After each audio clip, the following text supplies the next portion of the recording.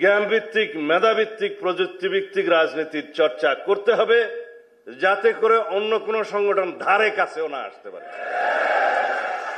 এই কৃষি কার্ডের মধ্য দিয়ে বলতে হবে যে কৃষকরাই যে জাতির প্রধান শক্তি এবং অর্থনৈতিক মেরুদণ্ড, জাতির মেরুদণ্ড, সেটা বিএনপি আপনাদের সামনে তুলে ধরেছে। এই দেখেন,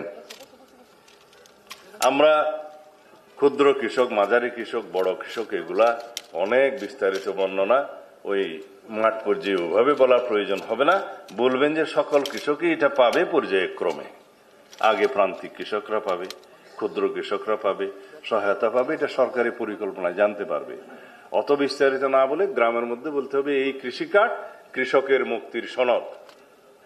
কি বলবেন? এই কৃষক কার্ড কৃষকের মুক্তির সনদ। কৃষক যদি শক্ত হয়, মুক্ত হয়, অর্থনৈতিকভাবে মেরুদণ্ড শক্ত হয়, তাহলে জাতি দাঁড়িয়ে যাবে। এটাই আসলে প্রকৃত বক্তব্য। স্বাস্থ্য কার্ডের কথা ডক্টর জিয়া বলবে, কিন্তু আমরা রোগী হিসাবে একটু বলি, আমরা রোগী হিসাবে সরকারি হাসপাতালে কি কেউ যেতে স্বাচ্ছন্দ্য বোধ করি?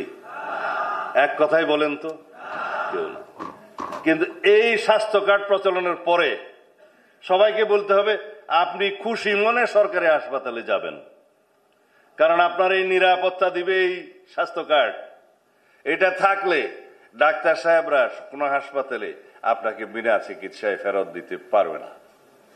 এবং আমরা একবার চিন্তা করছিলাম সংবিধান সংস্কার করার সময় যে স্বাস্থ্য সেবা এটাকে মৌলিক অধিকারের অন্তর্ভুক্ত করা যায় কিনা, শিক্ষাকে মৌলিক অধিকারের অন্তর্ভুক্ত করা যায় কিনা, সেটা দীর্ঘ আলোচনা। এই প্রশিক্ষণ আমি এখানে দেব না, কারণ মৌলিক অধিকারে যদি কোনো কিছু অন্তর্ভুক্ত হয়, এটা সাংবিধানিক ভাষা হচ্ছে যে state must ensure that fundamental right through enforcement of law. মানে হচ্ছে যেটাই মৌলিক অধিকার অন্তর্ভুক্ত হবে, রাষ্ট্রকে সেটার শতভাগ নিশ্চয়তা বিধান করতে হবে, যেটা পরিপূরণ করতে হবে।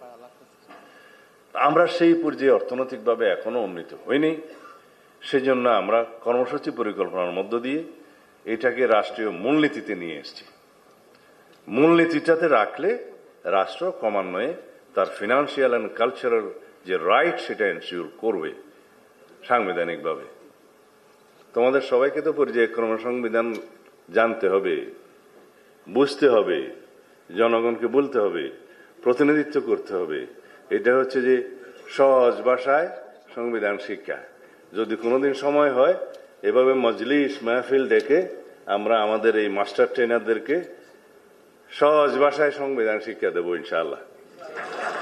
বিএনপির সাথে তখন কেউ পারবে?